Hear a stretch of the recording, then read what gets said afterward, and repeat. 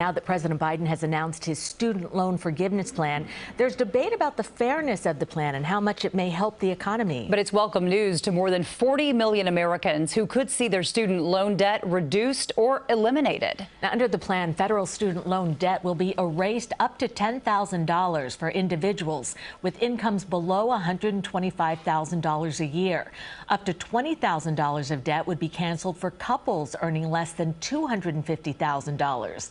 The plan also extends the pandemic pause on loan payments until the end of the year and allows people with undergraduate loans to be able to cap their payments at 5% of their monthly income. These moves will help some, but some people say it won't solve the bigger problem, making higher education more affordable. Dr. Jonathan Coppell, president of Montclair State University in Upper Montclair, New Jersey, joins us now to discuss what we can all agree is a complex issue. Good morning, President Coppell. What was your reaction to President Biden's announcement? Good morning, Cindy and Jessica. Thank you for having me. My reaction is it's a positive step, right? I mean, we do have to solve the greater issue of college affordability, as you mentioned. But there are a lot of people who, in a very difficult economic time, let's not forget, we're still recovering from COVID and the economic dislocations of the last few years.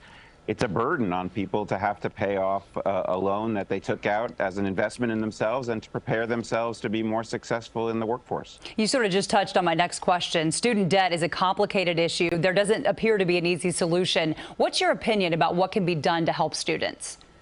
Well, I mean, I think that this is a piece of a broader question, right, which is how do we pay for higher education? Sometimes people are baffled, like, why is there so much student debt now versus years ago, and why is college more expensive now, you know, when I went or when my parents went? And the answer is we've changed how higher ed's funded. I mean, we used to have significantly more state investment in higher education, and we've shifted the cost of running a university to the students. And so tuition has gone up and students have to pay for itself. So one thing that has to happen is a reexamination of state investment in higher education. Here in New Jersey, the governor and the legislature increased the investment in higher ed, and we were able to offer an unprecedented level of financial aid this year. So there's a one-to-one relationship between state investment and the cost to students. Now, your school is routinely ranked as one of the most affordable in New Jersey. How many take out loans? Oh, I'd say the majority of students have some debt, but the key is that we keep it at a manageable level. So the average Montclair student emerges with debt of in the low 20,000s, which is about $10,000 less than the federal average. So we're very disciplined about keeping college affordable and helping our students manage the burden so they don't put themselves in a place which is unsustainable across their career. You mentioned Montclair students do graduate with far less debt than the national average. What are you hearing from students? I think students are pleased. You know, obviously it's a burden that's taken off. I don't think that this changes the fundamental calculus, which is the following: it's worth investing in yourself. Higher education is a good bet to place on one's future, and the return on that investment is very good. I would add something, though, that the return on the investment to society of investing in students and this package, which helps make college more affordable, that's a good investment too. We're stronger as a society because we've made higher education more accessible. That's the ball that we've got to keep our eyes on, because this is an investment in ourselves as a society, not just in individual students. Right. Now, what will happen to students who are coming onto campus now? Classes start on September 2nd. Will their loans be considered under the president's plan? Current students who have debt are eligible for the debt relief package, as we understand the conception of the program, yes.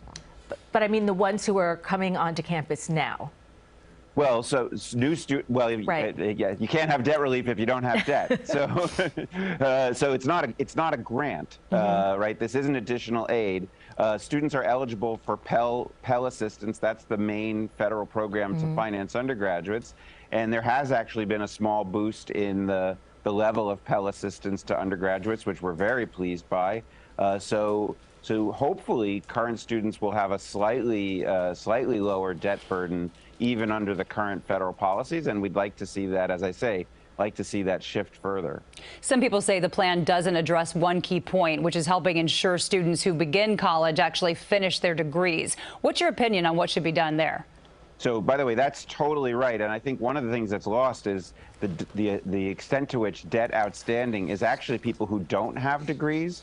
So making sure that students graduate should be the highest priority of any institution, as it is for us. We're very proud of the fact that our students graduate at among the highest rates in New Jersey and regionally, and far exceed the sort of statistical prediction that you would get if you just looked at the demographic profile of our student body. So I think we have to remain laser focused on giving students the resources they need to reach the finish line. Debt without a degree is the worst possible combination. Yeah, that's a very good point. Dr. Coppell, thank you so much for your time. We really appreciate it. Thank you for having me. I appreciate it. Stay with CBS 2 and CBS 2 New York for continuing coverage of the student debt issue. And you can go to cbsnewyork.com anytime for more details about whether you qualify and how to apply.